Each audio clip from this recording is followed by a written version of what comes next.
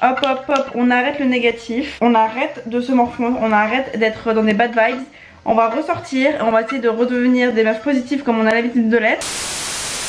Choisissez des influenceurs qui vous font monter vers le haut, vous sentir bien, vous sentir capable, plutôt que de vous mettre le seum en scrollant et en disant que laisse tomber, j'arriverai jamais à faire ça. C'est comme tout, le positif attire le positif, le négatif attire le négatif. Depuis quelques années, sur les réseaux sociaux, toute une flopée d'influenceurs font la promotion du développement personnel. Le positif attire le positif, devenez la meilleure version de vous-même, sont devenus des mantras incontournables sur YouTube. Par ailleurs, des experts en tout genre transmettent sur cette plateforme les recettes de la réussite et du bonheur, parmi lesquelles une thématique qui revient souvent dans les podcasts, la confiance en soi. Pourtant, le développement personnel, cela ne date pas d'hier. Dans les années 90, les coachs se sont tout d'abord répandus dans le monde de l'entreprise, qui considéraient que la compétence professionnelle ne suffisait plus pour faire carrière, et qu'il fallait développer désormais des qualités comportementales telles que le charisme, la confiance en soi, l'écoute active, l'aisance relationnelle ou encore le fait de savoir se vendre. Ils te proposaient alors des outils pour te réaliser, pour devenir ce que tu veux être. Par ailleurs, les coachs se sont aussi infiltrés dans la vie personnelle et conjugale. Tout cela ne serait pas si inquiétant si le développement personnel n'avait pas pris, en l'espace d'une décennie, une place si importante dans notre vie. De nos jours, il est devenu le maître d'école de la génération Z, et les influenceurs qui en font la promotion sont devenus les idoles d'une génération entière. Mais après tout, en quoi cela serait-il mauvais de développer sa confiance en soi, de vouloir se sentir mieux dans ses baskets, de s'épanouir dans son travail et de vouloir être heureux? A priori, le développement personnel est doté de bonnes intentions. Néanmoins, dans cette vidéo, je tiens à remettre en question certains aspects de ce genre de pratique.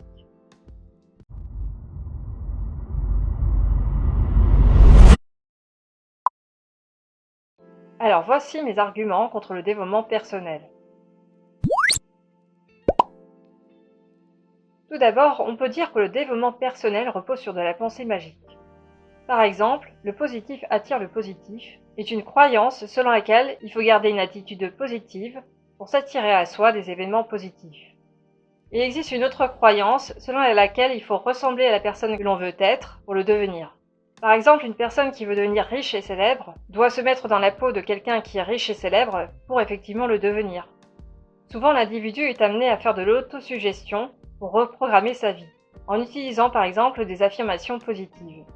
Enfin, il y a un réel culte de la confiance en soi, car de là en découlerait des réussites professionnelles et amoureuses.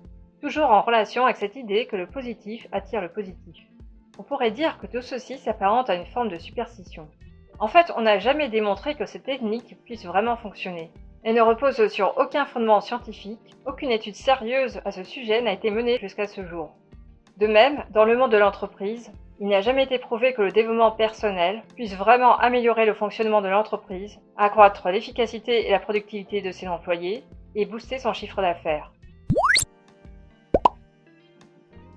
La deuxième idée que je vais aborder dans ce point est que le développement personnel abolit le principe de réalité. Actuellement, les temps sont difficiles. Face au chômage, aux menaces terroristes, à la précarité, aux guerres et au dérèglement climatique, la seule chose que les influenceurs proposent aux jeunes qui s'interrogent sur leur avenir, c'est de se divertir, de consommer, de faire du yoga et du développement personnel. YouTube et la télé-réalité nous vendent du rêve, en exhibant des vacances ensoleillées à l'autre bout de la planète, des corps de rêve et un train de vie oisif. Tout ceci est complètement coupé de la réalité qui nous entoure. Ce n'est qu'un miroir déformant qui nous renvoie l'image d'un monde irréel, où l'on aurait décrété le bonheur universel. Tout ceci s'apparente à une sorte d'échappatoire qui vise à éviter de se confronter à la réalité. De la même façon, les techniques de développement personnel telles que l'autosuggestion et les affirmations positives incitent l'individu à prendre ses désirs pour des réalités et à se complaire dans l'illusion. D'une manière générale, cette injonction à rester optimiste, même dans les circonstances les moins réjouissantes, n'est pas sans danger. Ne voir que le côté positif des choses ou au contraire n'en voir que le côté négatif nous conduit à mal évaluer la réalité extérieure et rend notre attitude de défi face au réel inadaptée. Dans le fond, la fausse réjouissance et la dépression relèvent de la même difficulté. Dans les deux cas, il s'agit d'une manière de fausser les problèmes. En outre, faire comme si tout allait bien alors qu'il faudrait réagir peut avoir de graves répercussions dans la vie réelle. En définitive, le développement personnel nie une vérité fondamentale, à savoir que le bonheur absolu n'existe pas, il n'est que relatif. En effet, la vie n'est pas un divertissement. Ce n'est pas une suite ininterrompue de moments heureux, car elle est faite de hauts et de bas. Dans sa quête d'un bonheur impossible par nature, l'individu peut connaître certaines désillusions. Pour ma part, je n'ai rien contre les sentiments positifs, mais je crois qu'il faut faire la part des choses. Il s'agit en aucun cas de porter des jugements alarmants et de voir le côté négatif en toute chose, ou à l'inverse, de nier les problèmes avec un optimisme excessif. Je crois qu'il faut trouver le juste milieu. On peut très bien se tourner vers le côté positif, sans pour autant nier les difficultés. Enfin, le développement personnel nie la complexité du réel, en proposant des solutions simples à des problèmes complexes. Il réduit l'existence à une série de formules qui sont censées résoudre les problèmes les plus variés. Par ailleurs, au lieu d'examiner les raisons de tes échecs personnels de façon lucide, le développement personnel te propose de faire table rase du passé et de recommencer sur de nouvelles bases. Alors que tirer des leçons du passé, examiner le pourquoi du comment, serait plus judicieux. Bien que la célèbre influenceuse Lena Situation s'est érigée en prophétesse de la religion du développement personnel, avec des préceptes qu'elle développe sur sa chaîne YouTube et dans son best-seller Toujours Plus, elle ne s'est pas attirée que du positif dans sa vie, puisqu'elle relate dans un de ses vlogs le burn-out auquel elle a succombé alors que sa carrière était en plein essor. Dès lors, une question s'impose. La positivité peut-elle rendre dépressif ?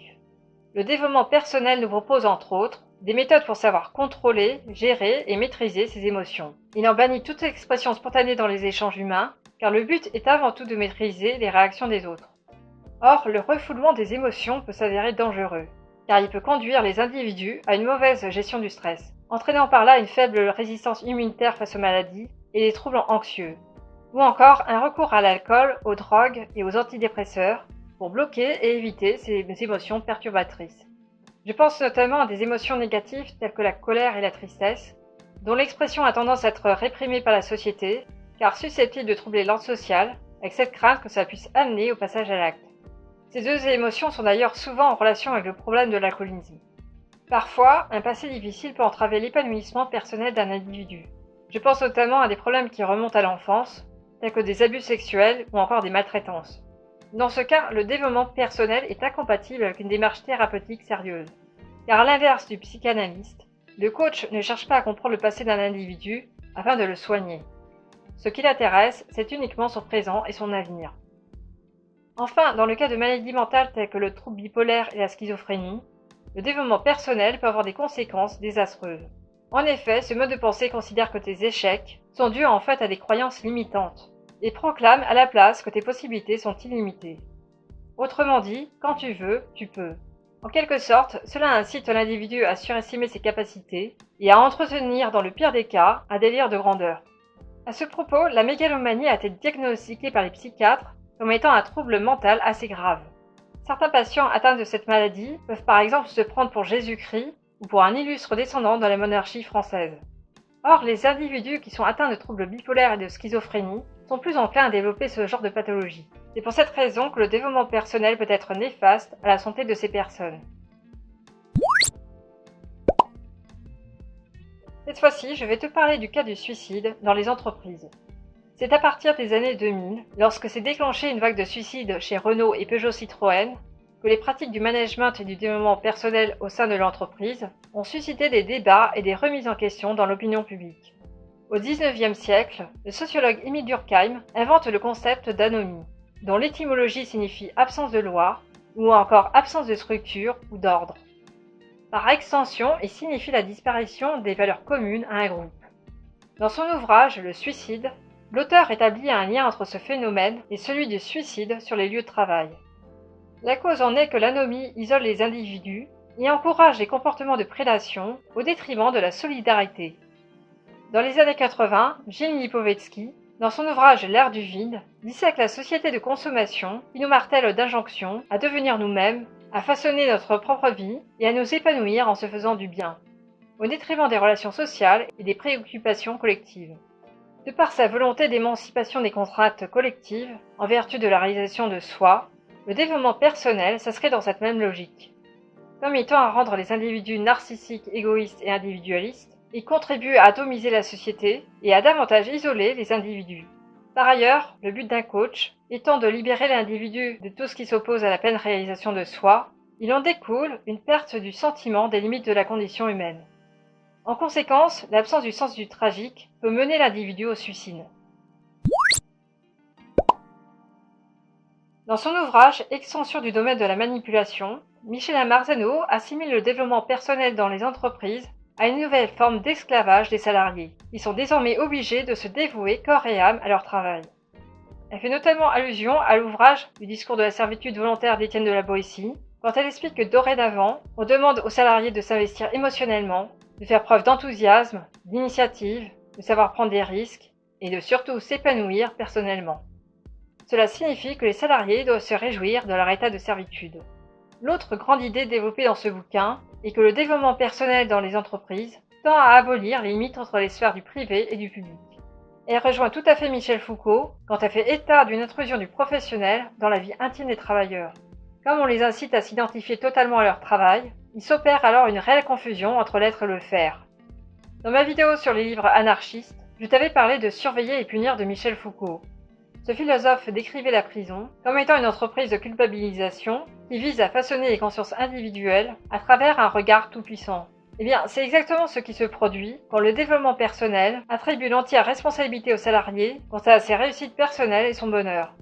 Le coach considère que si tu n'es pas heureux, c'est de ta faute.